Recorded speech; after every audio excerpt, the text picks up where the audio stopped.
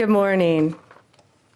With me here today, I have our great Secretary of Education, Linda McMahon, Representative Laurel Libby of the Maine State House, Linnea Saltz of IWF Women's Sports Advocate, Stephanie Turner, a fencer, Zoe Hutchison, a Maine athlete, Cassidy Carlisle, a Maine athlete, and my dear friend, you all know, Riley Gaines, who has been a champion on this issue for women.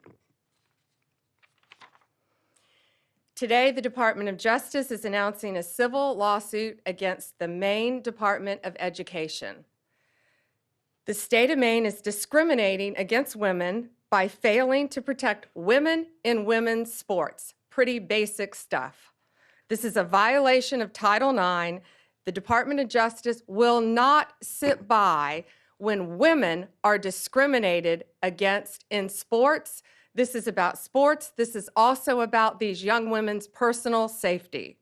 I've met many of these women throughout the past weeks and months, and what they have been through is horrific. We have exhausted every other remedy. We tried to get Maine to comply. We don't like standing up here and filing lawsuits. We want to get states to comply with us. That's what this is about. We have repeatedly notified Maine of its infractions and urged them to remedy the situation to protect women. We've stripped grants from Maine through other departments, and we are going to continue to fight for women. Let me give you some examples. Let me give you a timeline. This timeline, I think, is pretty important. So in February 2024, these are just a few examples. A biological boy started competing in women's ski races and cross-country races in Maine. He came in first in the 5K with a time that would have been 43rd among men. In February 2025, a biological boy won first place in the pole vaulting competition in Maine's indoor track and field meet. He beat every other girl by a significant margin. That qualified him for regional championships. That took a spot away from a young woman in women's sports. Shame on him. February 21st, 2025. President Trump has the governors at the White House. President Trump has the exchange with Janet Mills. He asked her about the issue. Her response, "We'll see you in court." Well, we still didn't sue. HHS and the Department of Ed opened investigations in an attempt to get them to comply. They both found violations. And in March, Maine refused to comply. I want to read you this letter.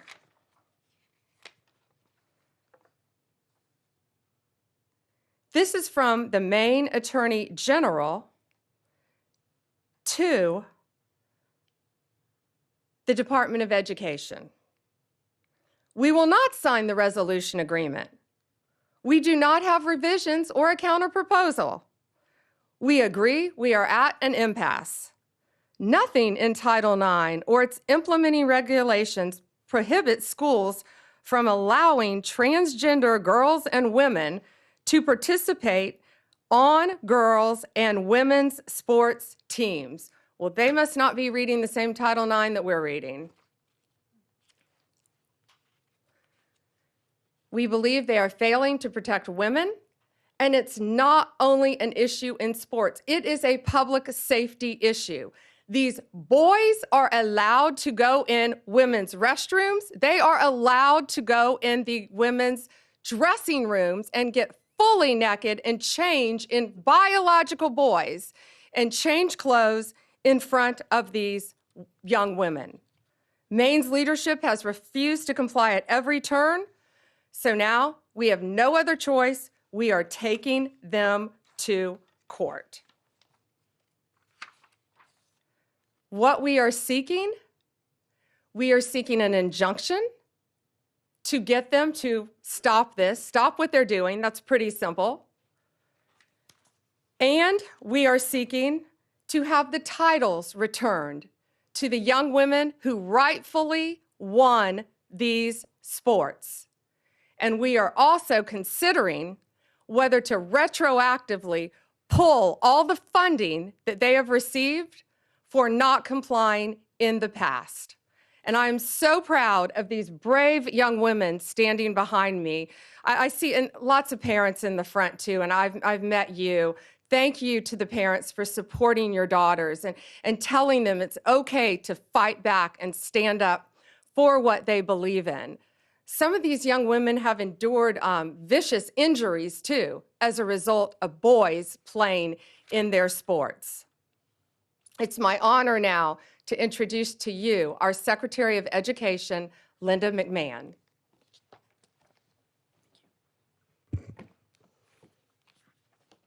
Good morning, everyone.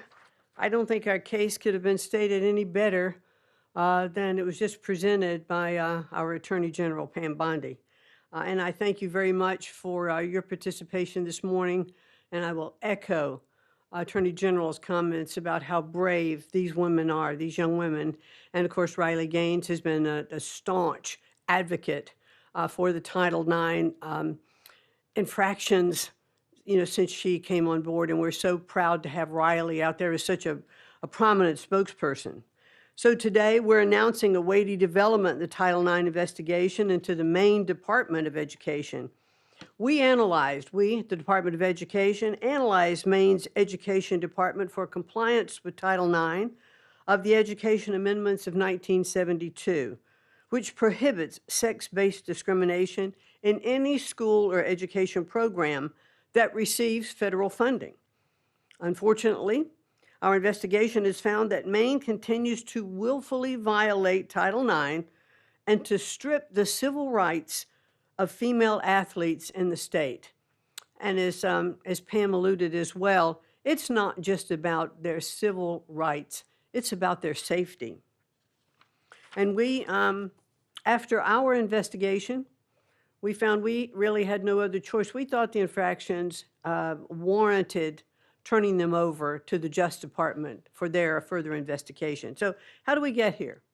On February 5th, President Trump signed the executive order keeping men out of women's sports, which directed all states and educational programs receiving federal funds to cease the practice of allowing males to compete in sports programs for women.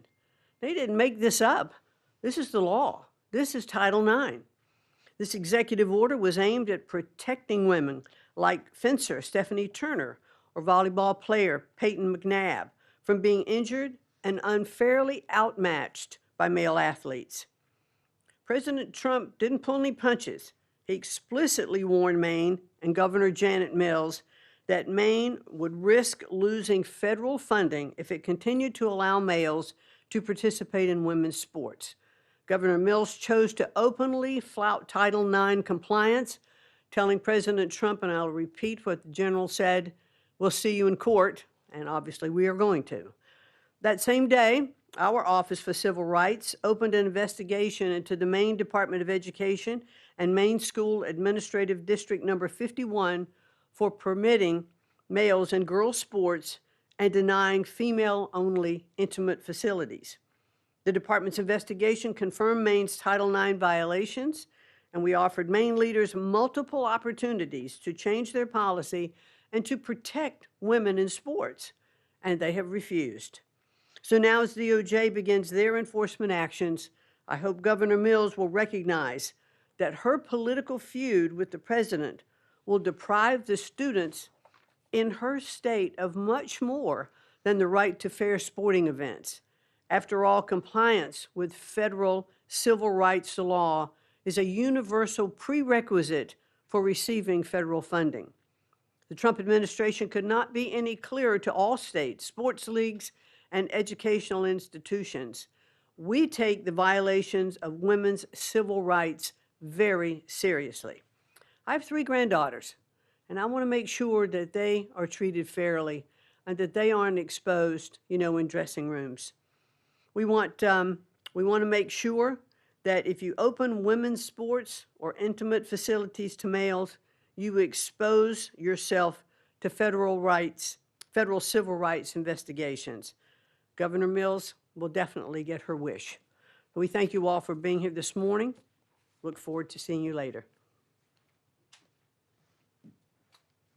Thank you, Secretary.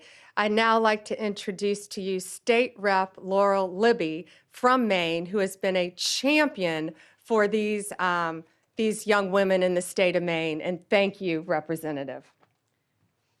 Thank you, Attorney General Bondi. It's unfortunate that we have to be here today because Governor Mills and legislative Democrats, along with the Maine Principals Association, continue to persist in discriminating against Maine women and girls. They are out of alignment with 2/3 of Mainers who believe that biological males have no place in girls' sports. Earlier this week, MSAD 70 School Board voted unanimously to align with Title IX. They're in alignment with 2/3 of my fellow Mainers. And I would encourage other school boards throughout Maine, I would exhort you to speak up for Maine girls similarly and vote to align with Title IX. I thank you to the Trump administration and AG Bondi for taking action on behalf of our girls and helping to ensure a safe, fair, and level playing field in Maine. Thank you. You know, President Trump, before he was elected, this has been a huge issue for him. Pretty simple. Girls play in girls' sports, boys play in boys' sports. Men play in men's sports, women play in women's sports. And he got to know a great young woman during that time named Riley Gaines. And we are all so proud and honored to have her here with us. Riley has been a champion nationally for this issue. Riley, please join us. Well, goodness gracious, it's an honor to be here, to stand beside, of course, Secretary McMahon, Attorney General Bondi, these amazingly brave athletes, Representative Libby. But truthfully, I'm frustrated. I'm frustrated that we have to be here, that we as women have to stand before you all on national television demanding equal opportunities, demanding privacy in areas of undressing, demanding safety in our sports. Amazing to me that we are still here fighting this fight, that the Democratic Party has really doubled down, tripled down, quadrupled down on their ridiculous stance, but that's exactly what they've done. Let me tell you what sports has done in my life. Of course, in terms of athletic achievement, I very proudly finished my career as a 12-time NCAA All-American, a 5-time SEC champion, actually the SEC record holder in the 200 butterfly, making me one of the fastest Americans of all time. A 2-time Olympic trial qualifier, SEC Scholar Athlete of the Year, SEC Community Service Leader of the Year. The list goes on, but again, just to really reiterate, it's a lifelong journey. It's how I met my husband. It's what gave me my lifelong friends. It taught me how to be a leader. It taught me how to set goals and work to achieve those goals. All things that, of course, I'm utilizing in my life now beyond sports, that leadership in Maine, Governor Mills, Democratic leadership really across the nation, that's what they're denying girls and women of. I'm sure you guys saw the clips and the visuals that surfaced following President Trump's executive order signing of this EO, barring men from participating in women's sports within any educational program that receives federal funding. And it was the most amazing thing to be there. And you have all of these young girls. I'm talking 5, 6, 7, 8 years old. They've got their jerseys on, their sports uniforms, their big bows in their hair that they wear on the soccer field. That visual means more to me than I could possibly put into words. And that is what is at stake here. That is who Governor Mills is fighting, not Donald Trump. It's those little girls. And I believe that's sick. It's regressive is what it is. They do this under the guise of progress, indicating we are moving in the positive forward direction. No, what Governor Mills is doing, and again, Democratic governors across the nation, is deeply regressive and utterly misogynistic. Over the past 3 years, I've had the opportunity to speak to countless girls in Maine and again across the country, countless parents, coaches who all virtually say the same thing. Why wouldn't anyone protect my athlete? Why wouldn't anyone protect my daughter? Why wouldn't anyone protect me? I've talked to girls who have lost roster spots, of course, podium finishes. I've talked to girls who have been exploited and simultaneously exposed to naked men in intimate areas of undressing. I've talked to girls who have been severely injured in their sports due to a male player on the opposing team. For crying out loud, we have a female representative from Maine, Laurel Libby, you just heard from her. She didn't tell you what happened to her. She lost her ability to vote and to speak on the House floor for defending girls and women, for posting about what was happening in Maine. No, this type of oppression didn't happen in Afghanistan. No, this type of censorship didn't happen in England. It happened right here in America under Democratic leadership. Again, this isn't progress. I would describe this as betrayal.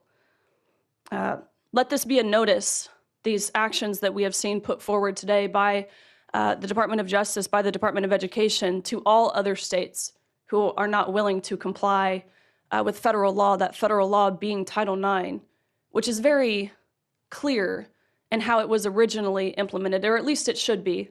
We never knew we had to define this word sex until these both elected and unelected bureaucrats started to go through the back door and reinterpret this word to mean what they want it to mean. Originally implemented in 1972, it was only 37 words, very brief. Ultimately, of course, preventing sex-based discrimination. Let this be a notice. California, Minnesota, the likes thereof. If you do not comply with federal law, you do not get to reap the benefits of complying with federal law. Of course, one of those benefits being receiving federal funds. Women are protected and recognized under federal law, again, that law being Title IX. The U.S. government under President Trump, including the Department of Justice, including the Department of Education, will not stand by and ignore when the federally protected rights of women and girls are being violated. Again, that encounter between Governor Mills and President Trump went viral for really all of the right reasons. I think she thought she had this mic drop moment when she said, "I'll see you in court." Guess what? You will, because President Trump is a man of his promises. That was his campaign slogan. That's what we've seen delivered. Promises made, promises kept. This is another one. People, the American people, girls, women, boys, men, old, young, white, black, gay, straight, none of those identity factors matter. We want transparency. And we want accountability. Again, we voted overwhelmingly in favor of that on November 5th. And accountability is back in the White House.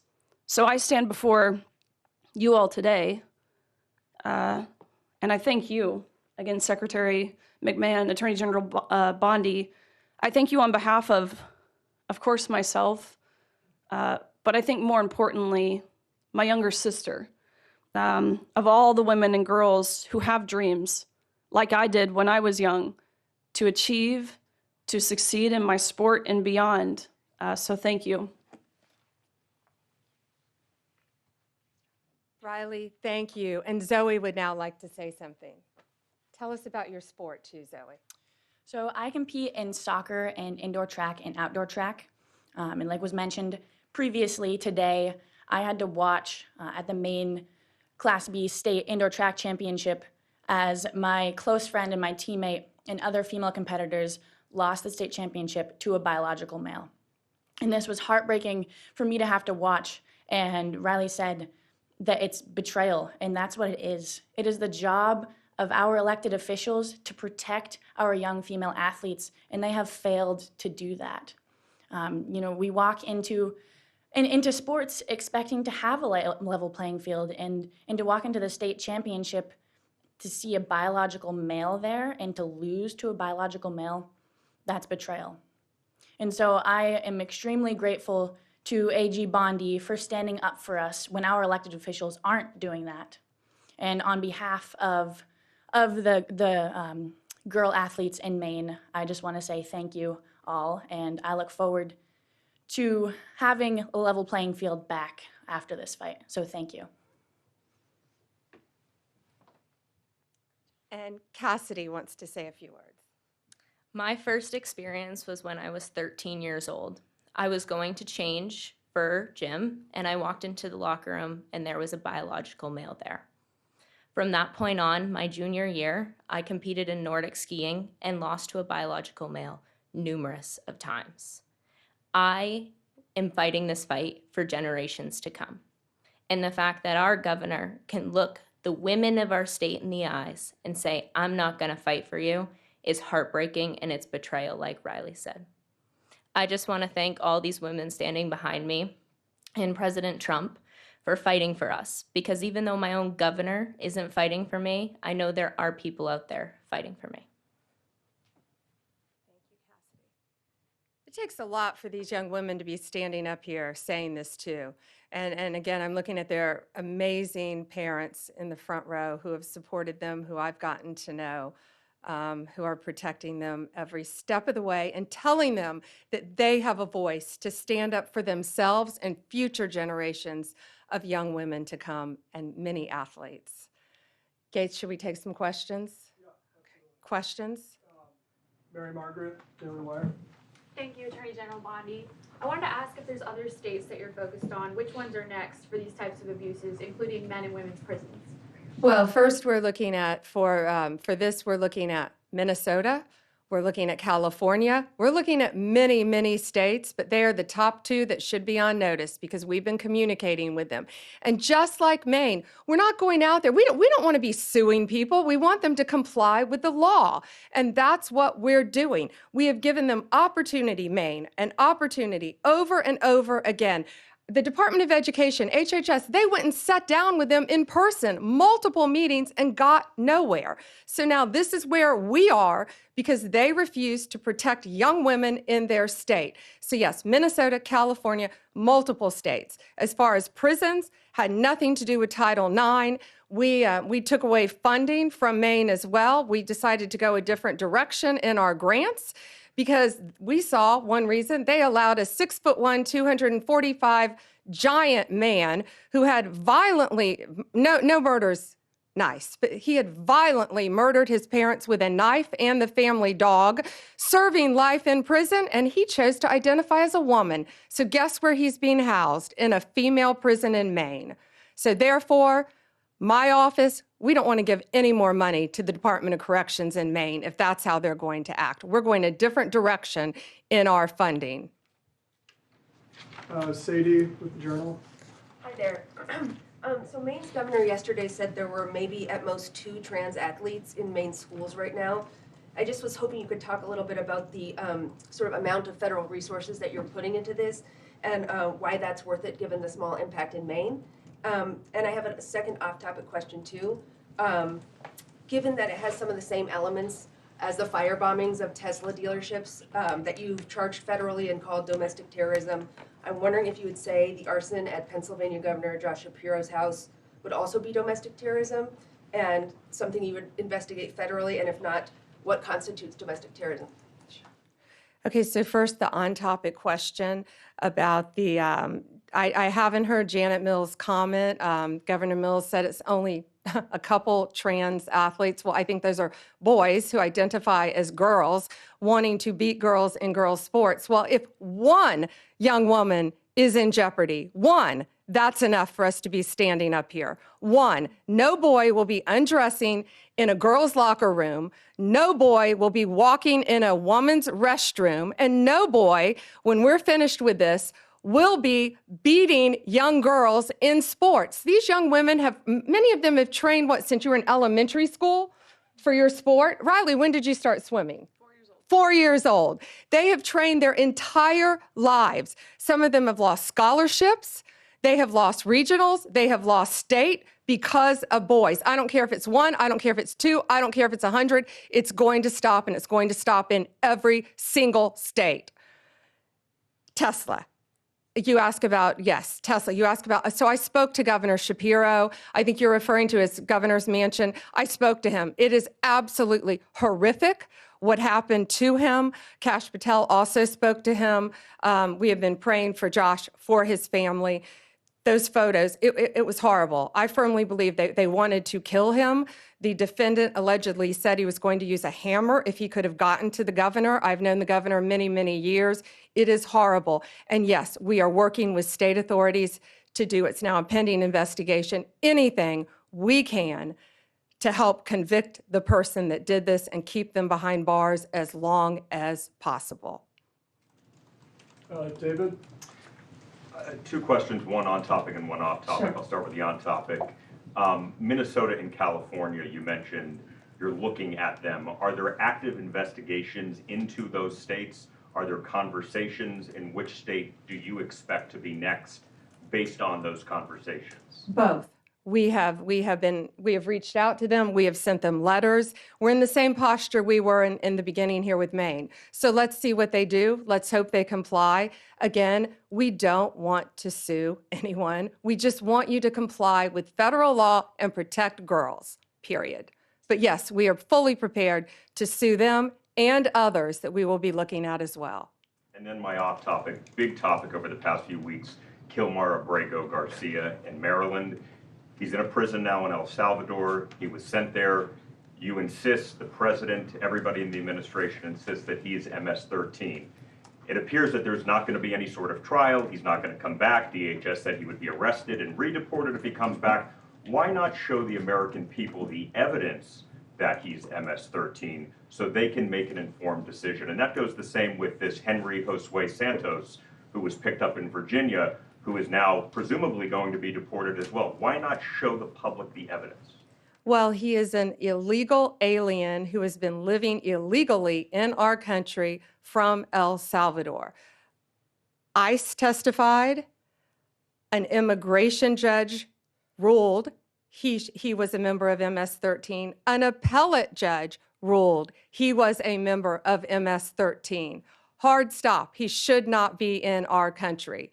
He was deported. They needed one additional step in paperwork, but now MS-13 is characterized as they should be, as an FTO, as a foreign terrorist organization. So he is not coming back to our country. President Bukele said he was not sending him back. That's the end of the story. If he wanted to send him back, we would give him a plane ride back.